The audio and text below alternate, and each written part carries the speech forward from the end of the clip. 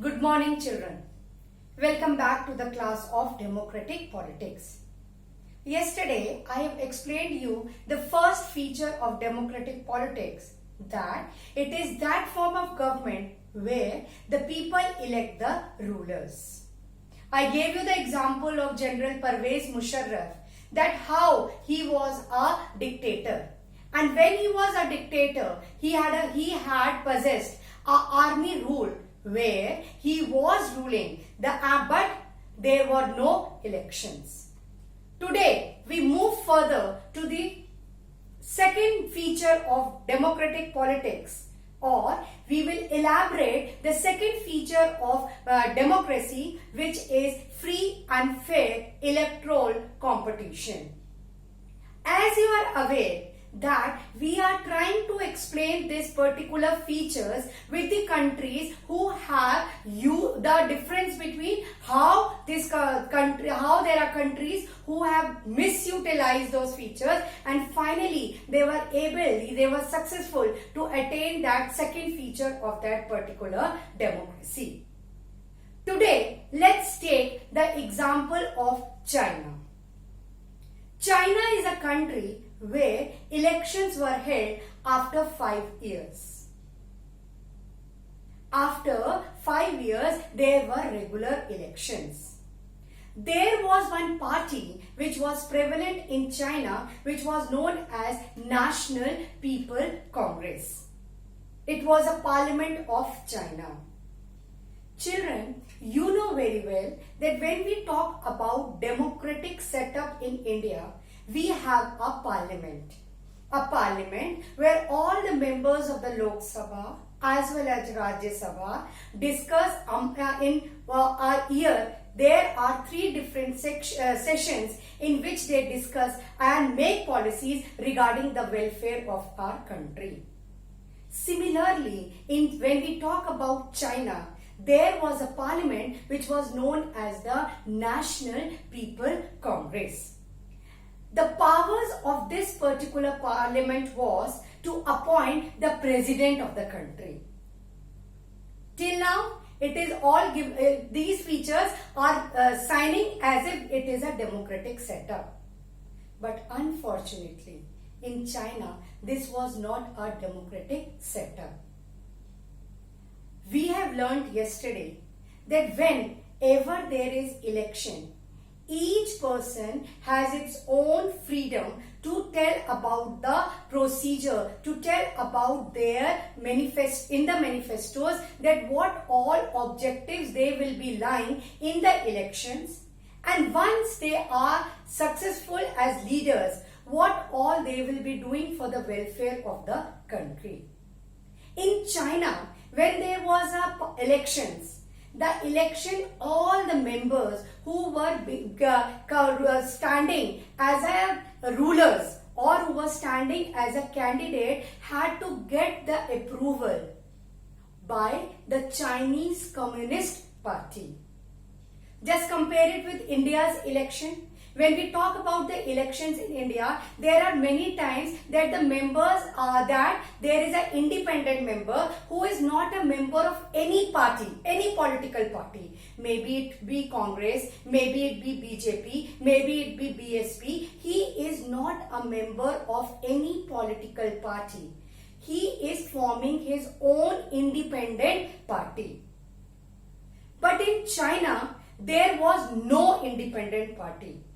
All the powers, all the functions was in the hand of the communist parties.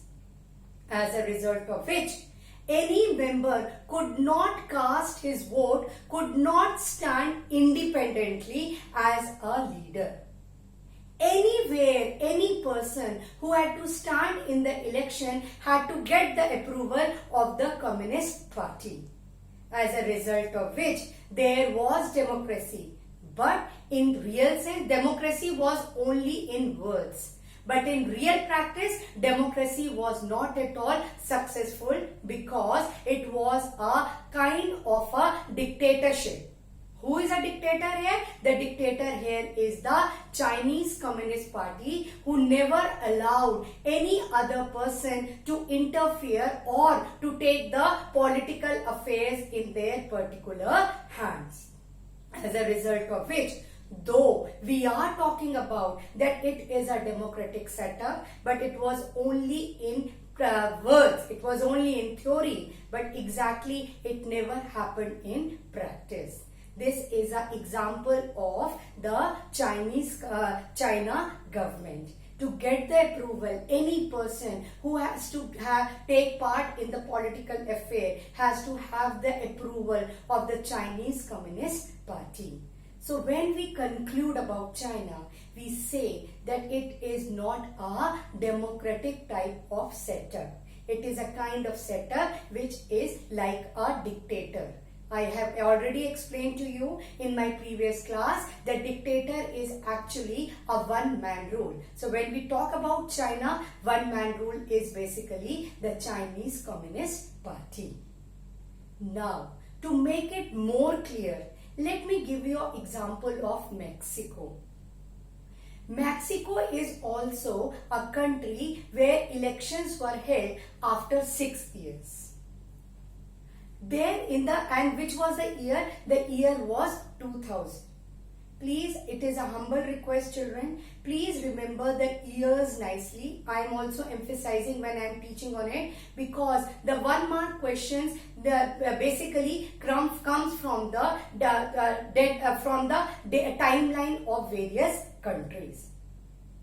When we talk about Mexico in 2000, we find that after every 6 years there were elections.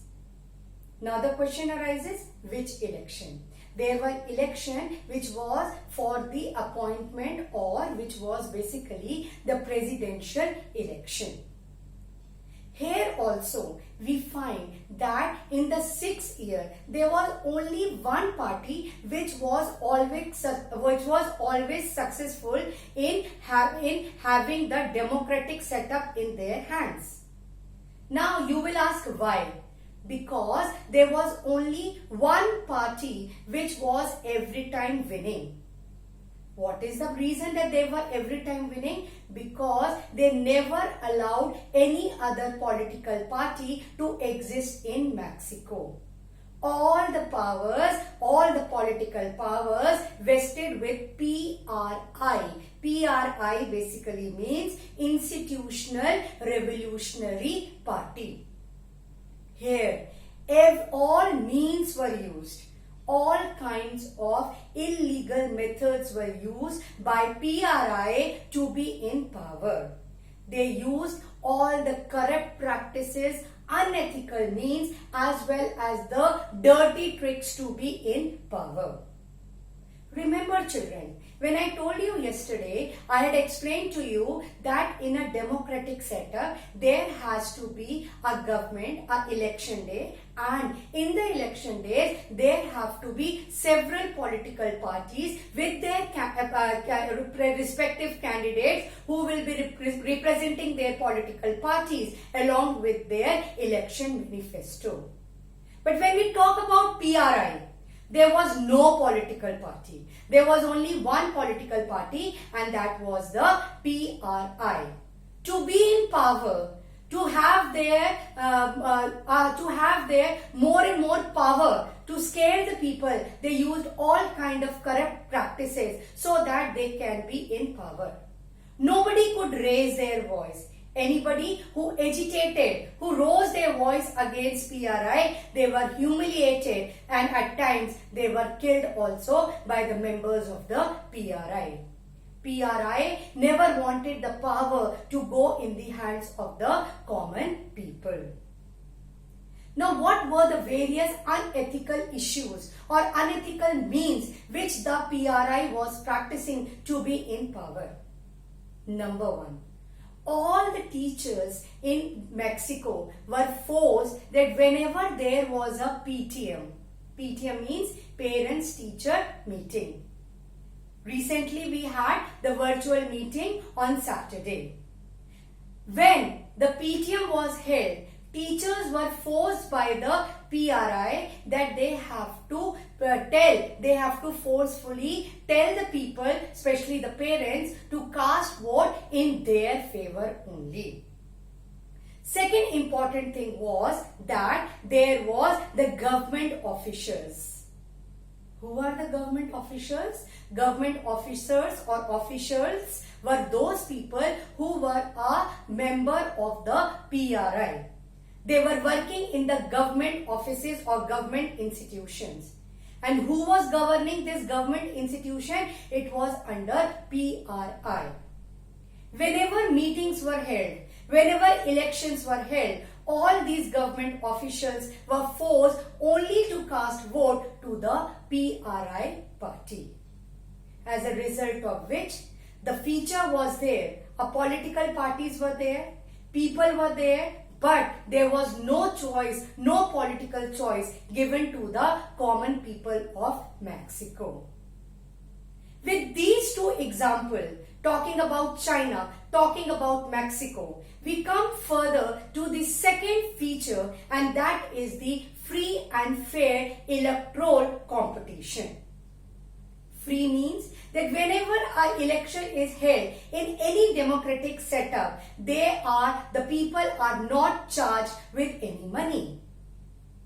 All the people, like in our country, all the people who have attained the age of 18, they are free to cast their vote to any political party of their choice, irrespective of caste, creed, age, sex, etc. When we talk about the choice, there are different political choice which are given to the people, to the common people of our country.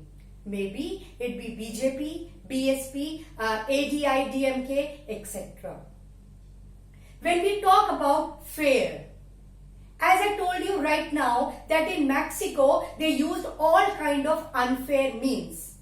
Unfair means where they never allowed any other political party to be in power. But when we talk about our country, we find that the government take care that all the fair means are conducted, all the fair means are adopted by the Election Commission of India, so that whosoever comes in power come through the fair means. No corrupt practices are practiced during this particular time, especially during the elections. By chance, if any political party is seen that they are using any unfair means like booth capturing or forcing the people or giving money and using money and muscle power to be in power, or giving wrong information while filling up the nomination papers, the government surely takes the action against these people. They barred the people to cast the election. But when we talk about the example of China and Mexico, we find that they have not used free and fair election. In both these countries, the elections were there, but it was controlled by a power. It was not given a free choice to the people.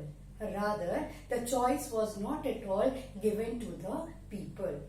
With this, we conclude with our second feature, talking about that the people democracy must be based on free and fair elections, where those currently in power have a fair chance of losing.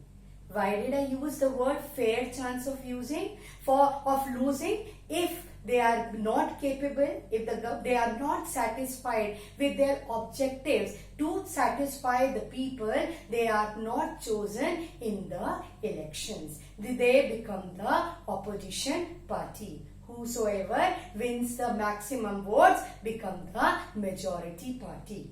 With this, we end with the second feature of democratic politics, or the second features of democracy, that whenever the election has to be conducted, it has to be conducted in a free and a fair manner, where all the people All the people means all the population of that particular country have given a choice by various political parties, where they can compare the different political parties, and whosoever is suitable, they can just make those people in party, those people in forming of the government. I hope I am quite clear with my explanation. Thank you very much.